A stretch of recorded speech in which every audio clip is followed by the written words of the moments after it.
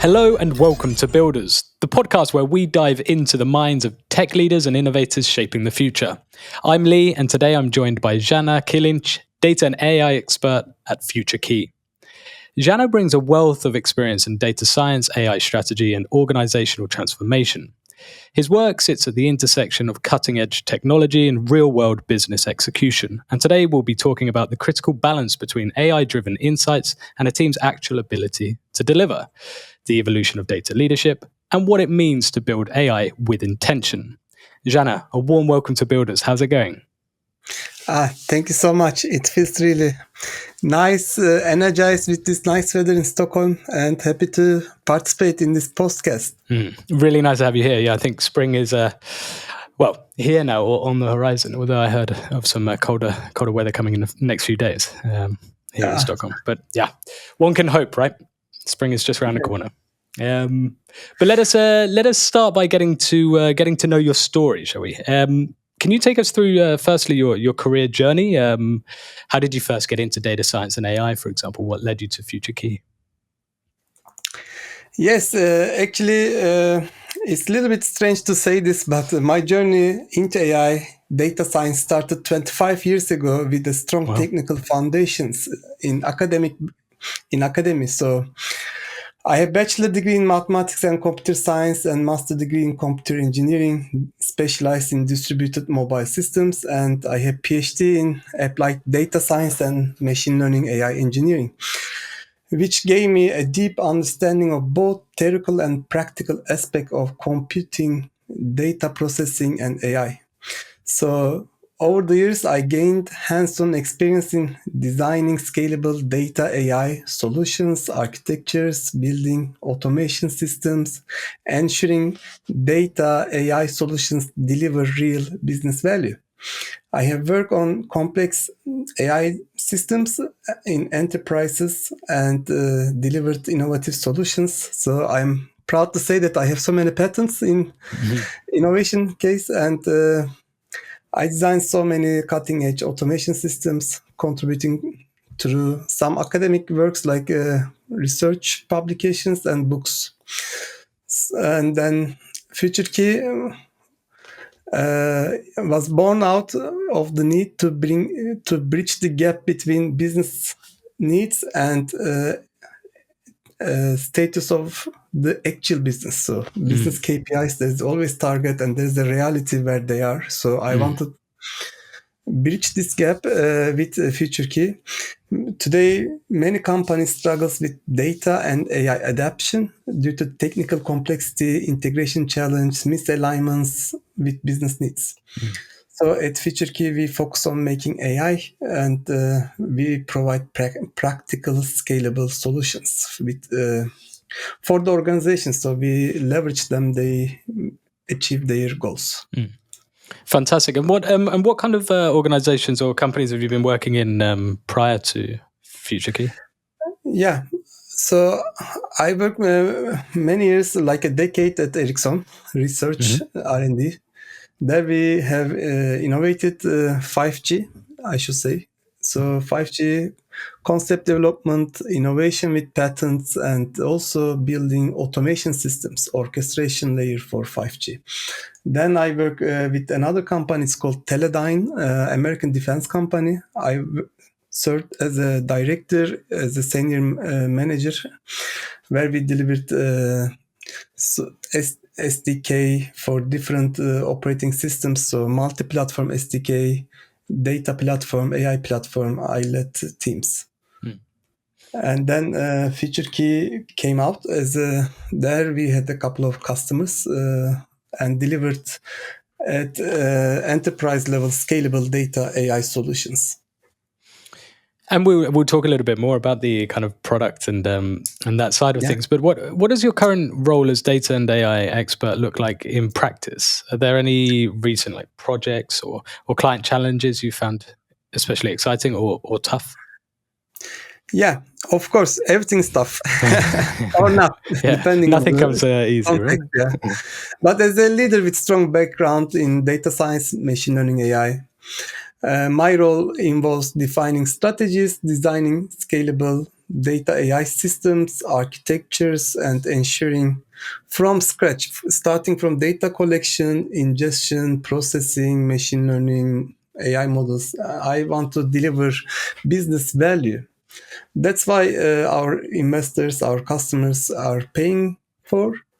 And I think that's the main focus I have. Currently, I am leading teams and projects where I work on span predictive analytics, intelligent automation, and AI-driven operations. Oh, nice. And what kind of companies are you working for here? I work industries like manufacturing companies, and I work for global retail companies, very well known. And my goal is to deliver actionable insight based on automation at scale. So this means when we say operation, it includes so many use cases. Some examples are sustainability, some more about supply chain, customer data, reviews, let's say.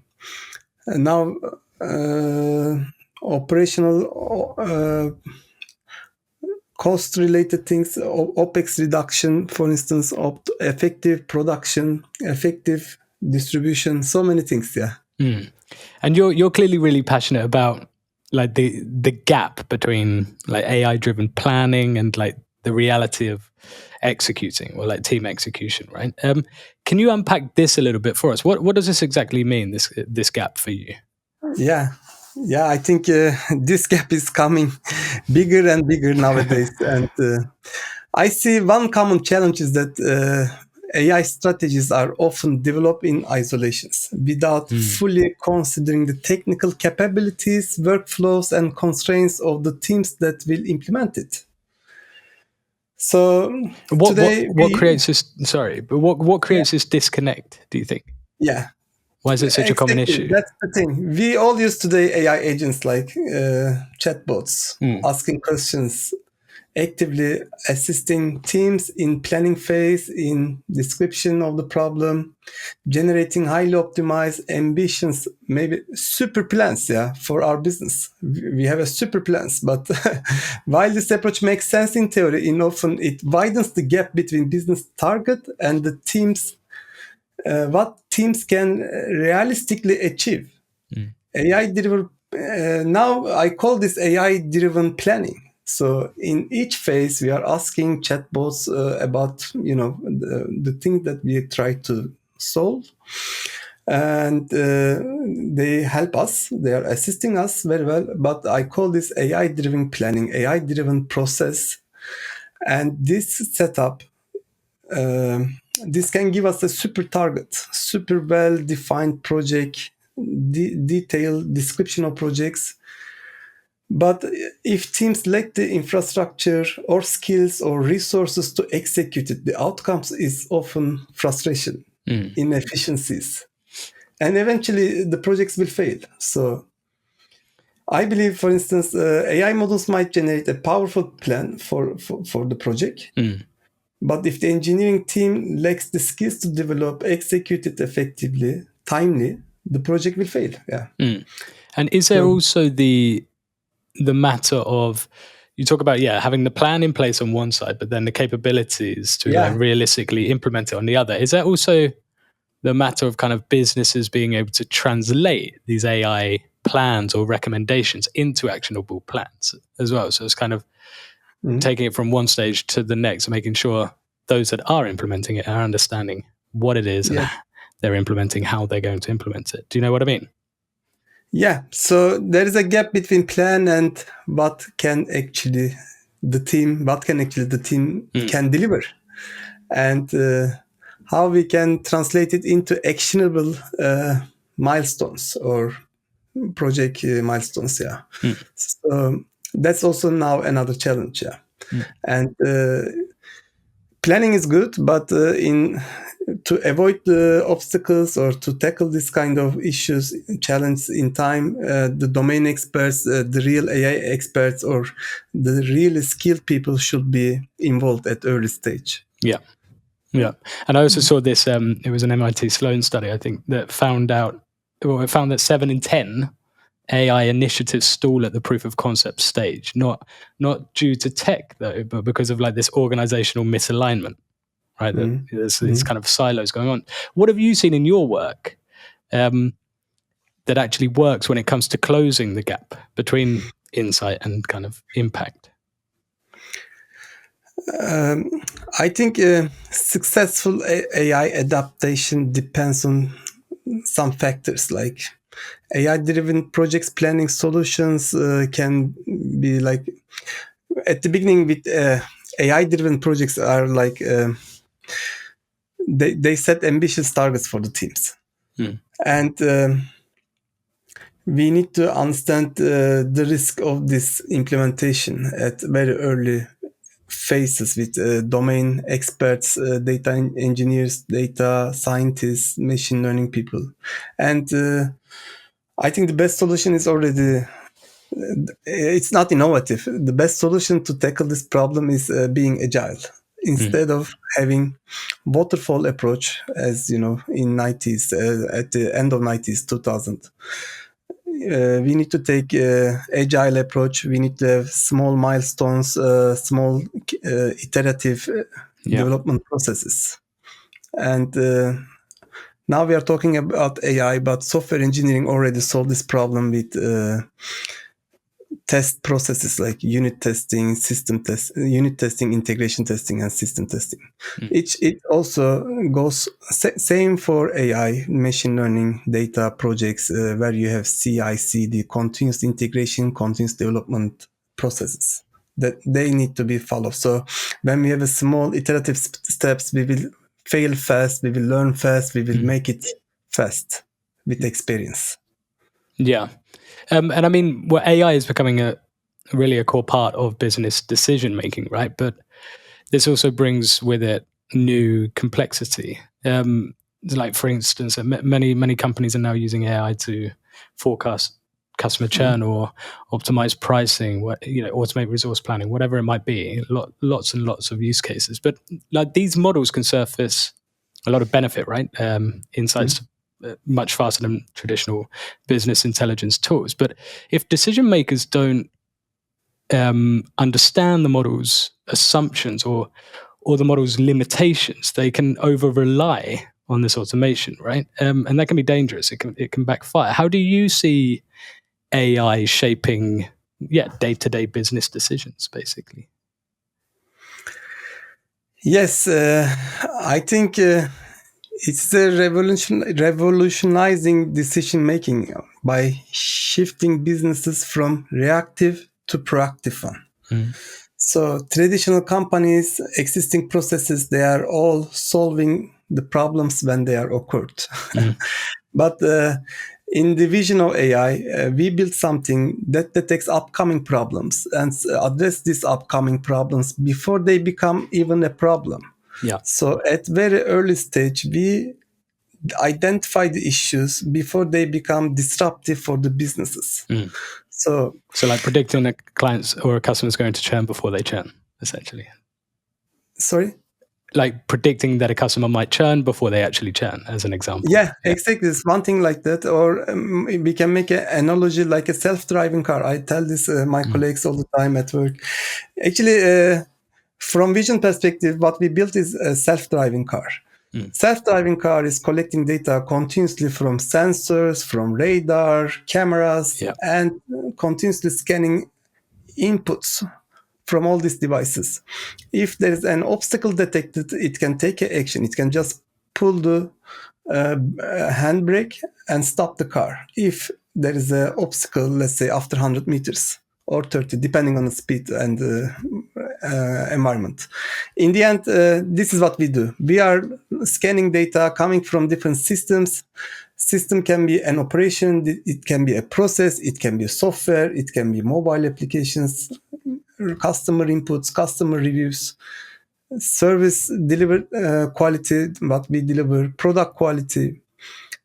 So we get the inputs and we process them with data, AI, machine learning systems. These new things, technologies evolving a lot. I sometimes also confuse which jargon to use. Some people they call it AI, some people call it a data-driven system. But I see data, machine learning, AI, they are all integrated, and so we are now in a transition. So instead of being reactive, we are predictive and proactive. That's the vision that we have. And lastly, many companies failed to continuously monitor AI systems. So one of the biggest challenges that most of the companies, they do good data science, machine learning in offline. We call it offline studies. So they get some sample data, they have a data scientist, but when it comes to put that model in production, they fail because that requires more extensive knowledge. So you need to have, as we just talked, you need to have software engineering background. You need to have a nice system to get your data, collect your data. You need to have data engineering to ingest data. Then machine learning operations. Then you also need to do performance validation for your model. Is this model working as supposed to work? And then you need to also monitor your business KPIs. Are you really getting what you invested? Exactly. And that's more like the domain knowledge, right? Yeah. That side of things. Yeah. So obviously the model can work perfectly, for example, but if it's not solving the right problems, then it's worthless essentially, right? Exactly. So this putting all this together, making run requires so many different skills, and it's a challenge, to be honest. What would you say are some of the most common pitfalls or misconceptions that companies fall into when trying to scale AI solutions? Yeah. So I think they underestimate this first. And to be honest, now most of the companies, service vendors, they are promoting it like AI is for everyone. They need to use this on daily basis. And when we ask people, how do you use AI on daily basis, is a different story. They understand that they use a chatbot as assistant, like, yeah, okay, I am going to write an text. I need to ask to polish it. I need to ask rewrite it. But this is not the thing. When we say how do you want to use data, machine learning, AI on daily basis, is a totally different thing. We would like to implement this as part of your product, your service, your system. And the challenge is that when we look at the companies, small or big, regardless the size, they are all working in silos. Even a small company here in Sweden, let's say they have 50 employees. They are manufacturing some sort of product and distributing across the country, selling in different stores. This company works in silos. They have a production line, they have a logistic, they have another sales team. They are working in silos. And when you look at the global company, it's the same. They are globally distributed, but they are also in silos. And this is where challenge comes. First, teams are in silos, and of course, data is in silos.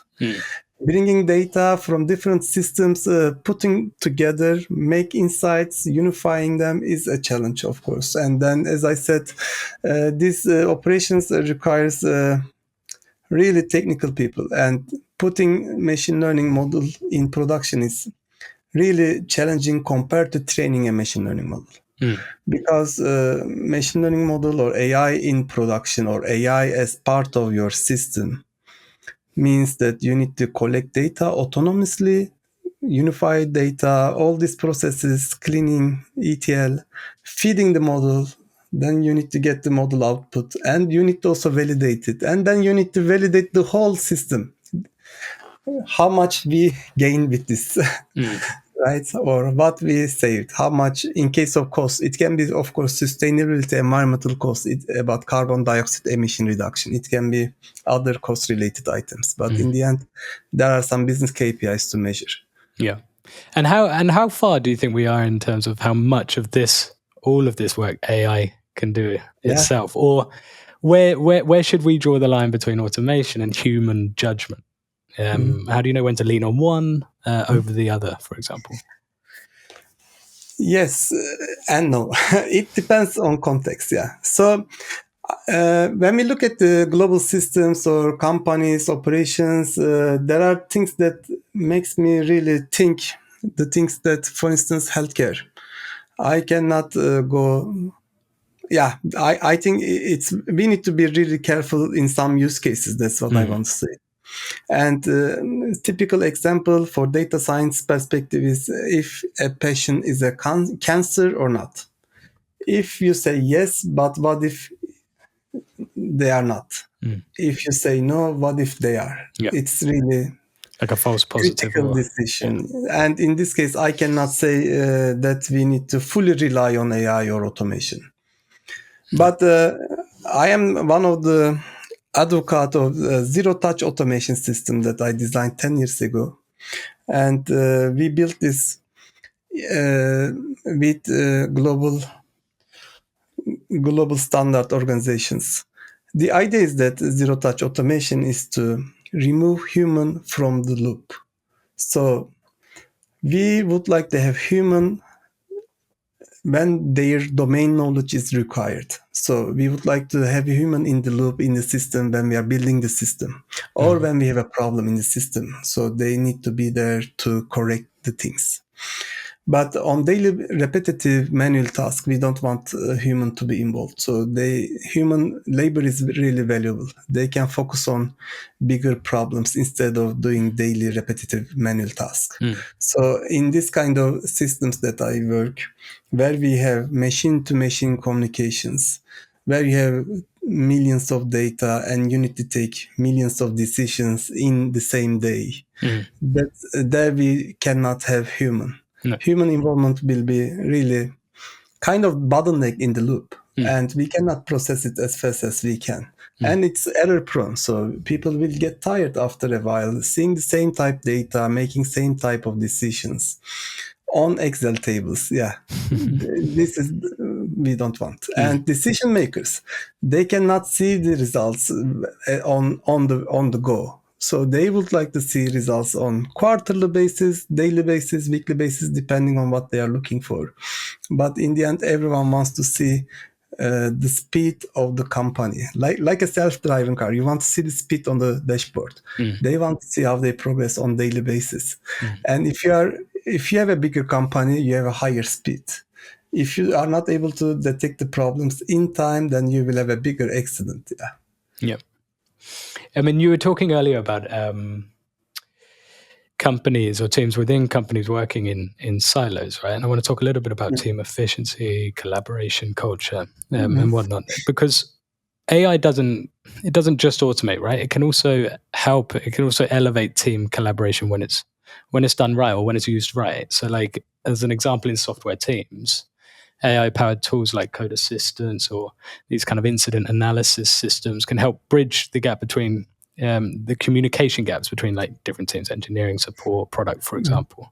And this reduces a lot of back and forth. So there's a lot of potential here. But how have you seen AI positively impact team workflows or cross-functional collaboration? You spoke about all these silos. How have you seen AI positively impact this? Yes. I think AI is an amazing tool when we work on daily basis with, let's say, coding. Now we are using a cloud platform, for instance, when we do the coding. You write first line, second line, the third line without you write even one letter, one digit character. It gives you a suggestion. So looking at first line, second line, come up with entire third line as a proposal. If you like it, you just take it. Otherwise, you can skip it, or you can use the chatbot there directly. It can generate source code for you. So the vendors claims that this kind of code assistance increase productivity by 80%. And I agree. So I totally agree. This is an amazing thing that I never seen before.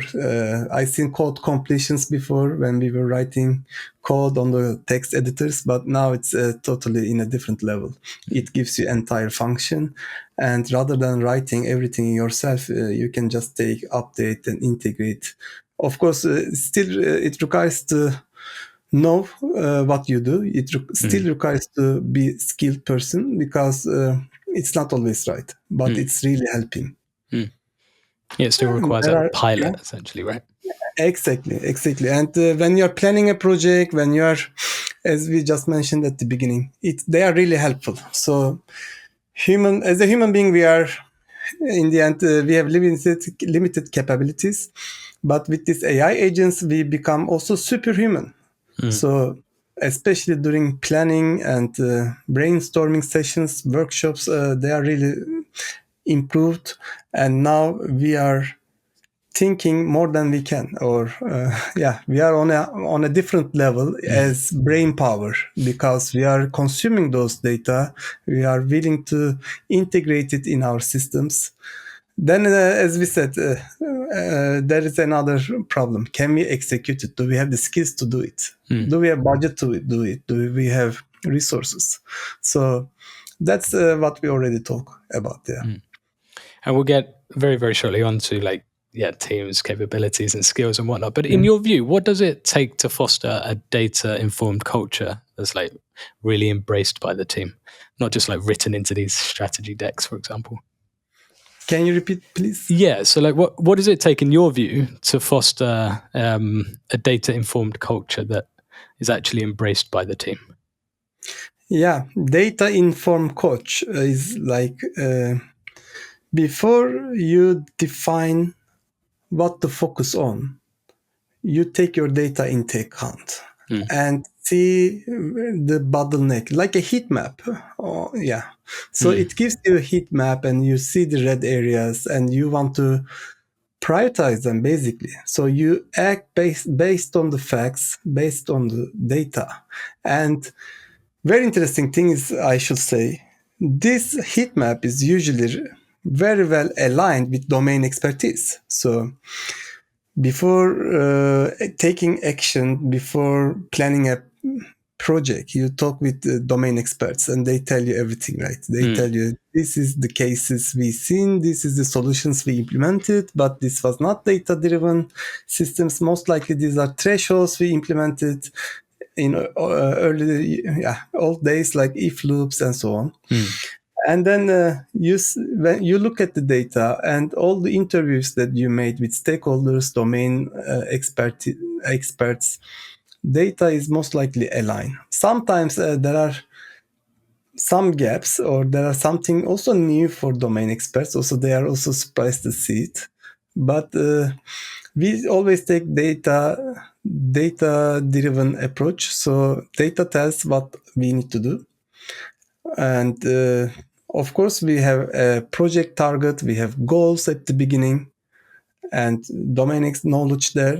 Data will help us to verify these things and also plan new actions. And now on to the people and skill side of things. What do you look for when hiring data and AI professionals? Are there particular qualities beyond technical skills that you prioritize? Yes, I think there are some skills that I am prioritizing. First, of course, we are looking for technical expertise, technical skills. And so that's the prerequisite, right? They've got to tick those technical boxes first and foremost for yes, you. Yes. I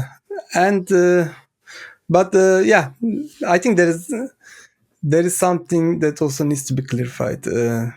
So when we talk about AI, as we said, it sounds like a new buzzwords, but as we said, it started for me almost 2 decades ago. I started with signal processing, and then there was a cloud computing. Then we had search algorithms, vector databases, NLP came out, and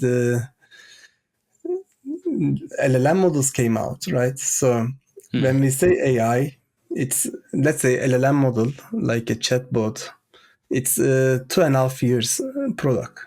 2.5 years old product. And then when we talk about AI agent, it's 10 months old systems.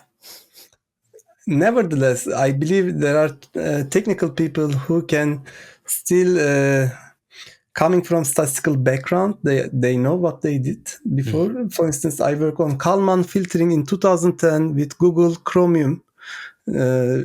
It was a very primitive machine learning model that helps you to do adaptive filtering. And so the technical knowledge is there. Technical experience is something that we are looking. But nevertheless, I would like to also emphasize another challenge is behavior. So while technical skills are essentials, professionals often focus on individual expertise instead of adapting to the existing team culture, collaboration styles. New joiners bring their own working methods. Without flexibility, then this can disrupt team alignment. For instance, I've seen this in before. So that's really important for me to have the right person in the right team. And AI has been around for a while, as I said, but ensuring professionals stay at the forefront and integrate well into team is key for success. Yeah, no, I can agree more. We were speaking earlier as well, obviously, about this kind of gap between AI-driven planning, as you call it, and team execution, which was kind of related to the capabilities and skills of that team. But there's also often a gap between technical talent and business stakeholders, right? How can companies bridge that to get better outcomes from their teams? Yes, I think this is really important question, of course, to answer. And there is always a gap. So, and this gap is higher when you are younger, I should say. Or Okay. Yeah. So we learn the business along the way. Yeah. And after school, we are super technical, but we never been in industry in real business cases. So it's quite understandable. Young generations or young colleagues, they have not the same understanding of the business as the others. So I should say we also need technical leaders for the teams. And these technical leaders will translate the business needs into technical machine learning formulas. So there's very nice cliche sentence, how you formulate this in machine learning. So if you can formulate your business in machine learning with the help of experts, leaders, technical leaders, then this gap will be, there will be really smooth transition from stakeholders to technical leaders and technical colleagues, individual contributors. And what in your view are some of the biggest hiring or scaling challenges that you see in the AI space today? I see so many people, they are taking courses on Coursera, on plural sites, different online learning systems, or they are at school, they take courses at universities. They learn themselves at home, but the biggest missing part is that they do not focus on cloud systems. So it's required to work, especially in enterprises, in public sectors, to use cloud sources like Microsoft Azure, Google Cloud, AWS, IBM. Let's count all of them. But in the end, companies, they use cloud systems for their data, applications, and the new joiners will work on these systems. So instead of working on the local computers, they need to also understand what are the solutions, services these cloud vendors provide, and how to put these solutions together to build this end-to-end system. Yeah. This is the gap, yeah. And in addition to this, and what advice would you give to engineers or to data scientists looking to break into AI-focused roles today? Yeah, you've got the cloud, focus on the cloud, or understand that side of things, but what else? Yeah, so I think now we are going back. The most important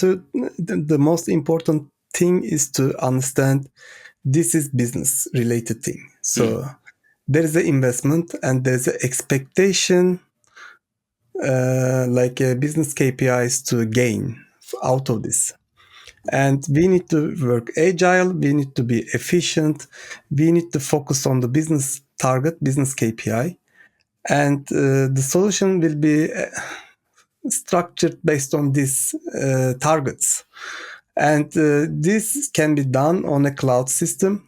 If everyone works on their own laptops, it will not work, right? So there will be a cloud system to use. And Cloud system means you start with data collection, data ingestion from different sources, unifying them together, implementing pipelines like ETL processes, and data warehouse, data modeling can go there. Then machine learning, AI models comes, and model results and business KPIs. I think this is end-to-end a huge system. And in the end, what counts is that you might work 6 months on this, but in 6 minutes, you need to present your business KPI, your achievement in case of business KPI. So this is this kind of work. If you are not able to show the business value in 6 minutes to the stakeholders, then you wasted your 6 months. Yeah. So For sure. the important thing is that we need to do a scalable solution and make sure that we gain business KPIs. Otherwise, it's useless. The entire operation, where 30 team members involved, is useless. Yeah.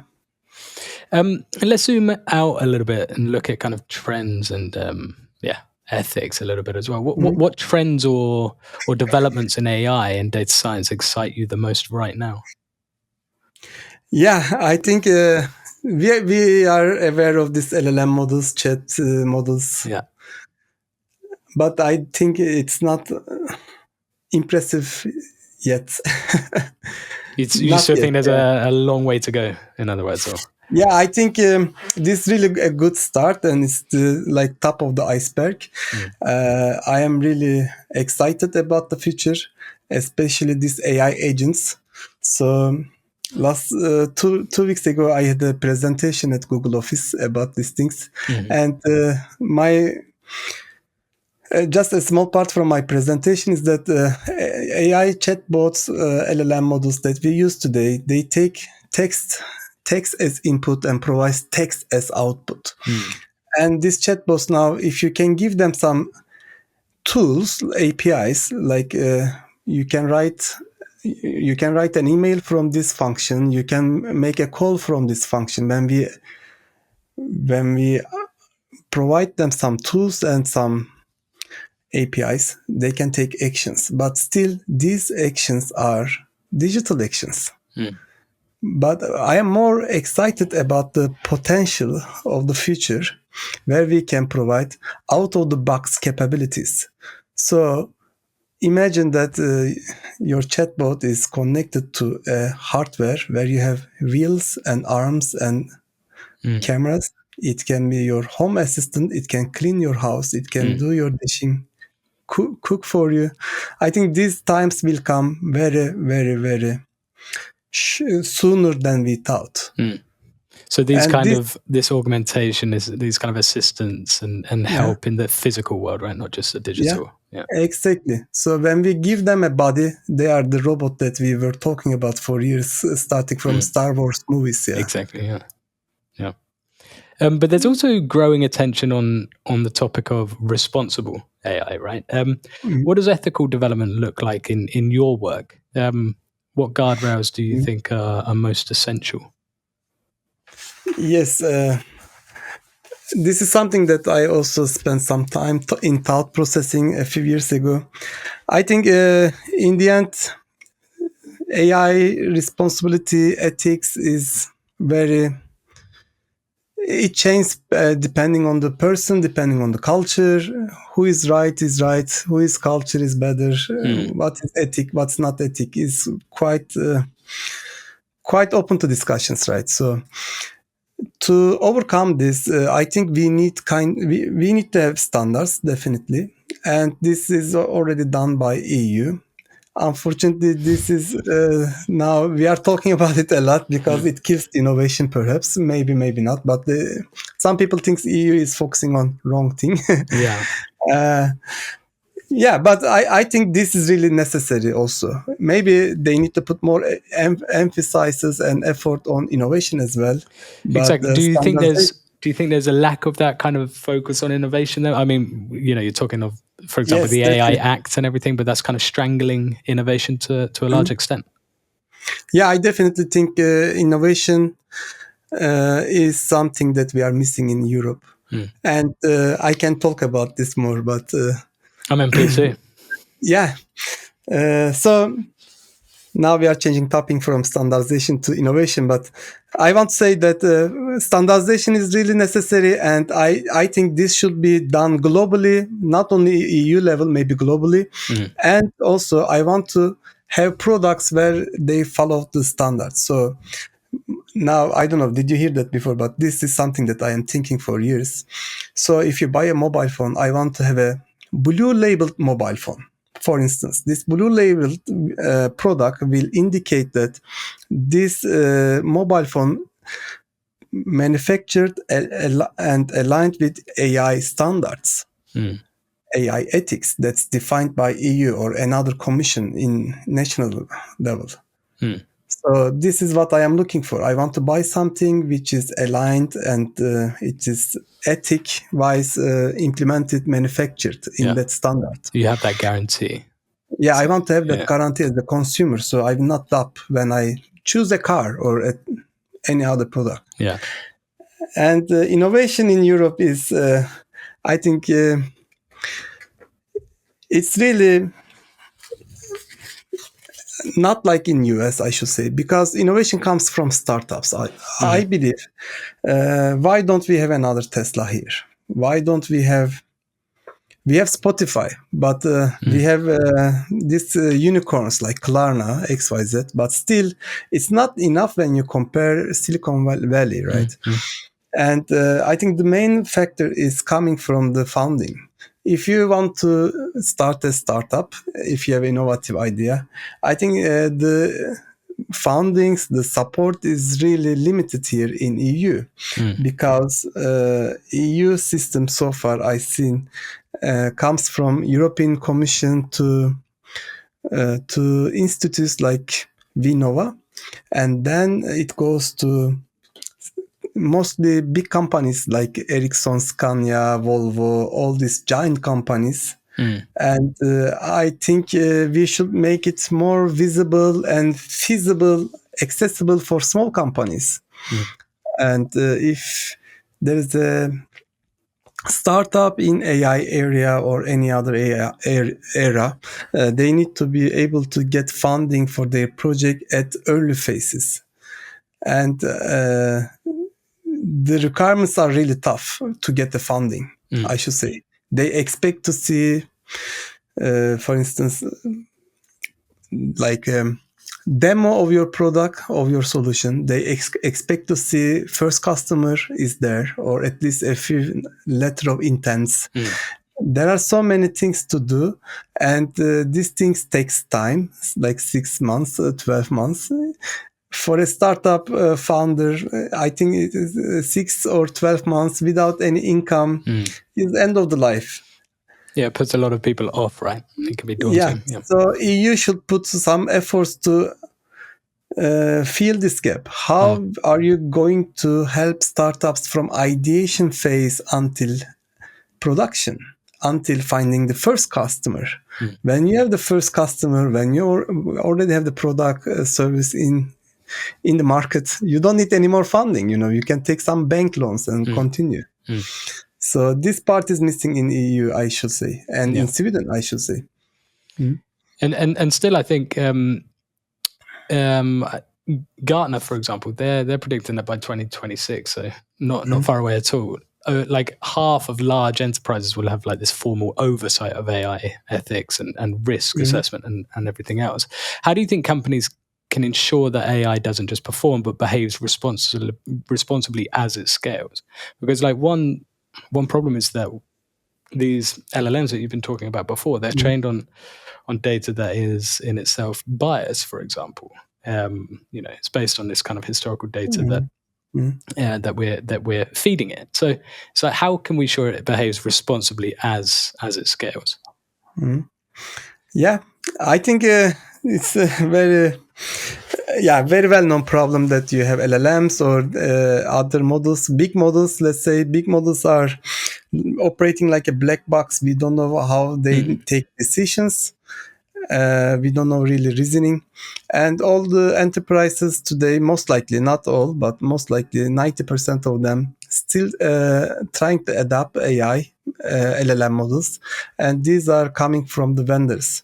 So most likely, if you are using a cloud vendor, you use their model market. There is a model market available on the cloud system where you can choose any other vendor. You can choose OpenAI, you can choose Gemini, you can choose different models from Hugging Face. Also, it's available there. Yeah.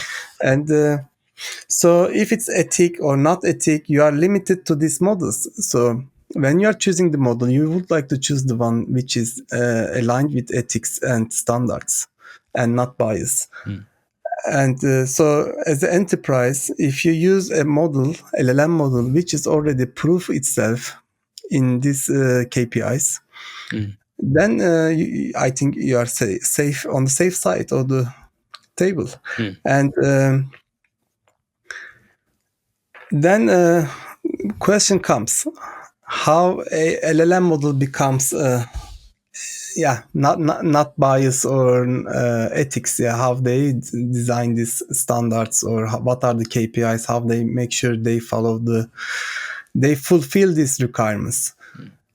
I think this is more about training phase. Maybe rather than defining, now I am just loudly thinking, rather than defining AI standards, we need to think about data standards to train the models. And if you can train model with this data, required data, then you will have a nice model which will be aligned with ethics and AI standards. Yeah. And do you think this is the work of like a human? Is this a human intervention that's needed in order to do this, or do you think AI can be trained to ensure that? Yeah, I think again, AI, if you train with the data based on your own, if you decide the data yourself, then the AI will be trained with your own ethics, with your own biases, right? As well. Yeah. So you own it. Yeah. So in somehow you influence it, and I think it's okay to influence the model in some use cases, but as we talk about it, not for everything. Yeah. When we talk about LLM models, it might be really dangerous. And we've seen this kind of accident in the history 2 years ago, 3 years ago in California. A self-driving car crashed an African woman, right? Because the cameras couldn't detect her in dark, in the evening. Yeah. So this was something we need to think about. Yeah. And to wrap things up here, what's next for you at Future Key? Are there any new directions or projects or challenges that you're particularly excited about? Yes. So in Future Key, actually, we are helping our customers. We are willing to provide business value, and we are working according this. So when we look ahead, my focus at Future Key remains on designing scalable AI systems that will, again, I should say, bridge the gap between predictive intelligence and real-world business problems. Yeah. Nice. And is there anything else that you'd like to add? Yeah. So I'm particularly excited about advancing AI-driven automations. AI agents, multi-AI agent systems will come. So sooner or later, we will have a team of AI agents. But the challenge comes along how to track their performance, how to make sure they are coordinating, collaborating, timely, is another challenge. How to orchestrate all these things from data collection until multi-AI agent. Yeah, it's an exciting time, and I am looking forward to what's to come. Yeah. Yeah. No, it sounds really, really exciting. A challenging kind of road to get there, but it wouldn't be fun otherwise, right? Yeah, it will be really fun, especially when we see these robots, cheap robots, connect to the chatbots. Yeah. Yeah. Well, Caner, we've covered a hell of a lot today, from AI strategy and execution to building teams and innovation as well. So thanks so much for joining us and for sharing your insights. It's been really nice to have you. Yeah, it was my pleasure. Thank you so much for having me here today. Thank you. And to our listeners, if you enjoyed this episode, don't forget to subscribe, leave us a review, and help us reach more curious minds like you by sharing it with fellow builders. Until next time, keep innovating, and keep building. We'll see you soon.